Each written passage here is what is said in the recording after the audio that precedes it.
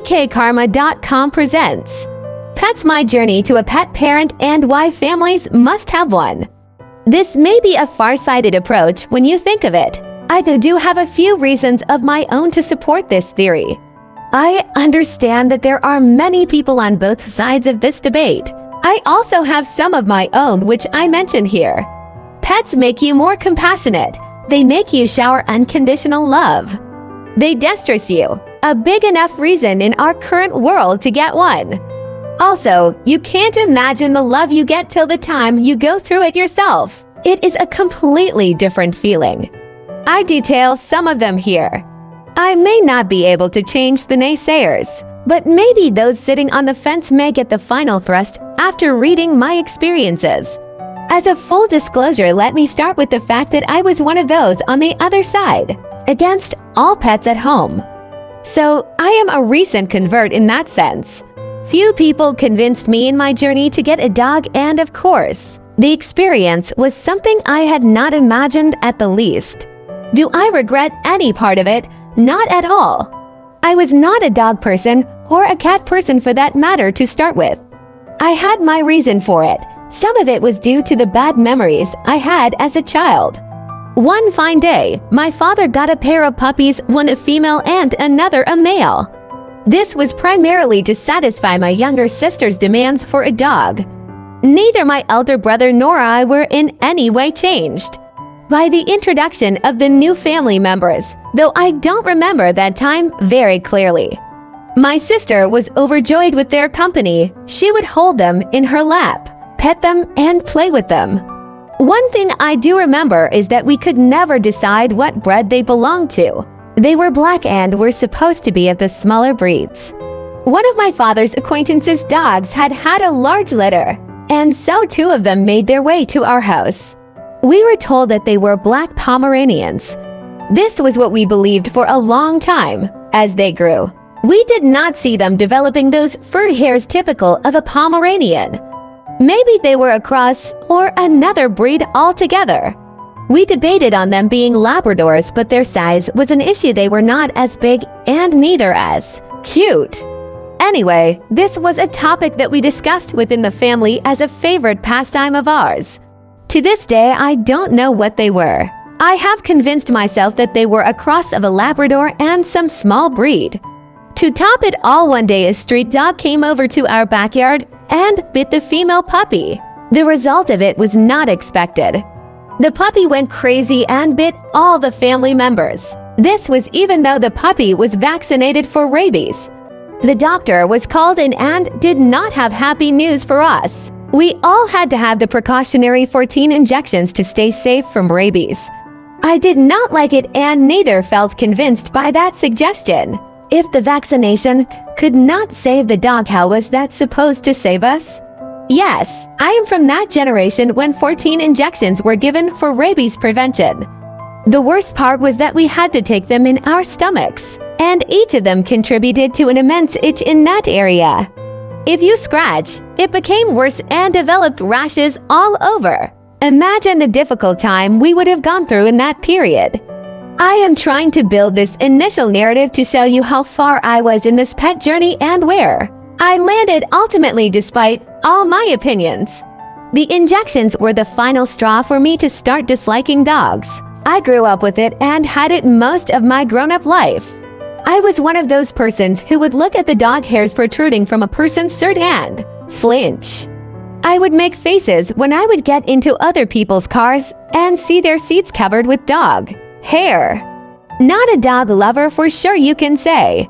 You can imagine the disgust I had when my kids came to me and demanded a pet. They knew I would not agree to a dog and so wanted to get a Caucasian. I tried to stave them off, sometimes telling my wife the amount of cleaning she would have to do, with her droppings and the wing fare all around. I knew that would not work with the kids, so I told them that if we had to get a pet, then we will get a dog. They were delighted to hear it, as that is what they wanted. I had my own reasons for it. I thought my wife will never be convinced about it due to the hair she had to clean. She was a cleaning freak. I was taken aback when the kids asked her and she agreed to one. I did not have a leg to stand on anymore, but was still resisting with some excuse or the other. Too much work, too much responsibility. Both my kids promised to take care of the dog and told me I won't have to do anything. Though this is not what happened. I had all my preconceived notions about dogs, and not without reason of my own. Horrors of those 14 injections in my stomach still haunted me. My wife also wasn't a dog person, but was not horrified by the thought of getting them in our home. She was just concerned about the hair and the mess they make, she being a self-proclaimed OCD in that sense. First, the kids convinced her and bought her over to their side. I was still opposed to it. After my daughter informed us about harming herself due to anxiety and depression, I did not have much of a fight left inside me. My wife convinced me that it would be a good diversion for her stress buster. I gave in and agreed to get a dog. The hard part being out of the way, the next decision was to decide on the breed. We had seen some Labradors in the family and so decided to get one. Google became our ally here. We searched for the breeders near our house. We exchanged some emails with them and finally came to know about one whose dog was having a litter. Later that summer, she sent some photos from her last litter. We decided on a yellow female dog, for no reason but for the fact that yellow dogs' expressions were visible on their faces. All the dogs looked cute, but the yellow dog's expressions were cuter. At this stage, I was just going along with my family. The breeder informed us about the new litter of 14 puppies. We were not allowed to see them for a month for the safety of the puppies. The puppies were given names by the collar they sported. We had a choice between purple or scarlet.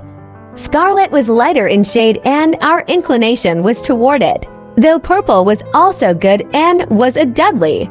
There was one person ahead of us in the line, so had the first choice, we were told. It depended on when you booked your puppy. We were to be handed over the puppies after 2 months. We decided on taking Scarlet. The breeder told us that he will check with the other family first, and was confident that we could get her as they also did not have any choice and were okay with any of the puppies. Human nature went against us. As soon as someone chooses something, you are bound to want that for yourself. The breeder told us that he reasoned with them to let us have Scarlet, but they decided on her and did not budge. We brought Purple home. While on the way home, she was sleepy, though very anxious. Puking a couple of times, we were taking her away from her mother after all. The only person she recognized in this world. We had bought a wooden crate for her cozy home to make her comfortable and lots of toys. She was okay with the toys as such, but not with the crate. Days were fine, but when we put her inside the crate at night, it was a different scenario we had to face. She would howl continuously and lose her voice by morning. My wife and daughter took turns sleeping in the day bed beside her crate. I wasn't going to lose my sleep for her. Nothing would change her or train her to stay in there. After trying for a couple of weeks, we gave up and let her sleep on the sofa.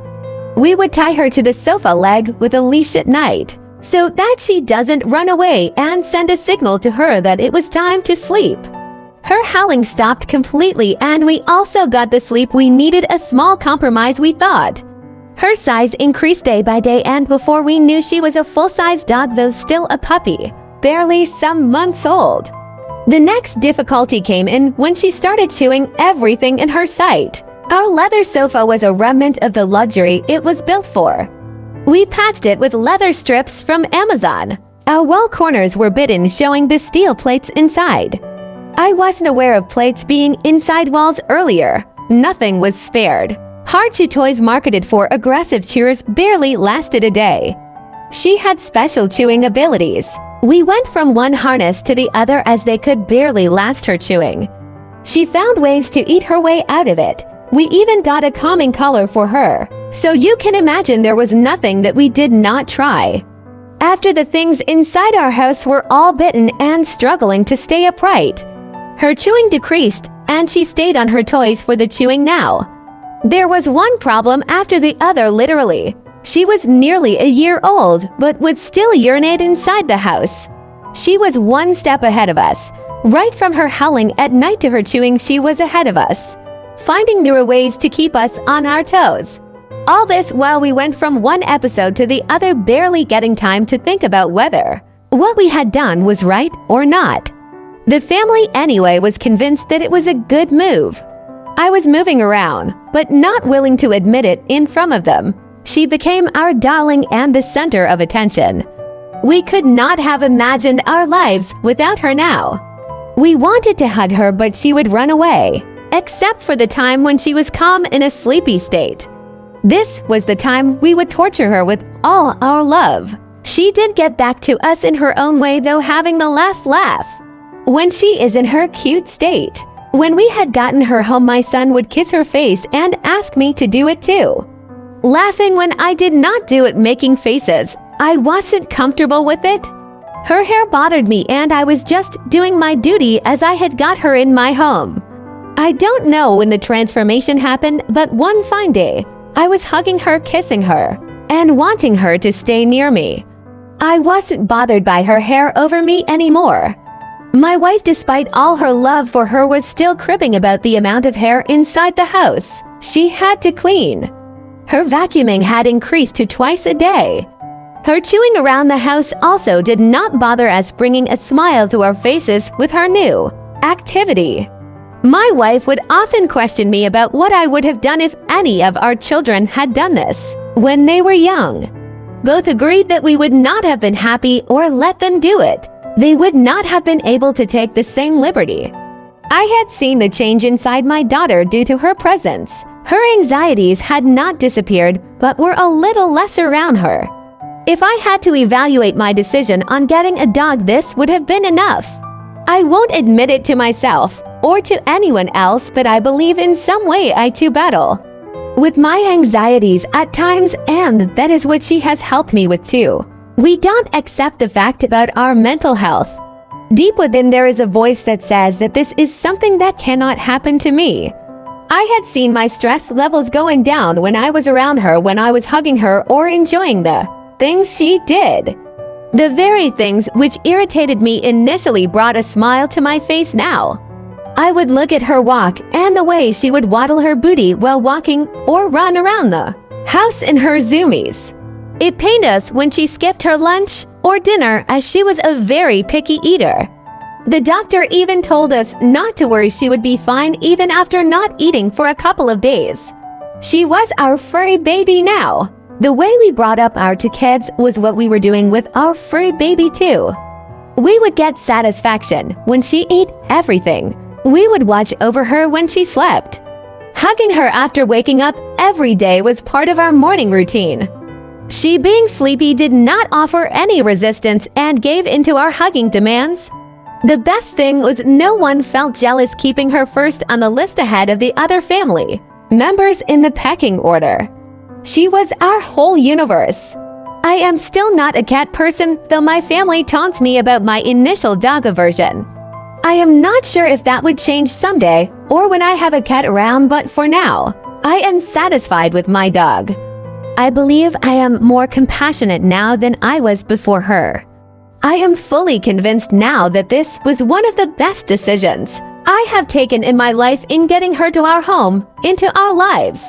The love she showers on us and the stress that she takes away are some of the reasons which support it. Mental health is a real issue, especially in this post-COVID world. Dogs, I feel, are one of God's ways to help us de-stress. Loving your blood relative is straightforward and easy, but caring and loving for an animal as one of your own is when you become a true human. I get that not every person has the same love for animals, and I would have been in the same boat earlier. When some of my friends come in to visit us, we prefer keeping her in boarding. We don't want any hate to be around her. This is our way to shield her from it.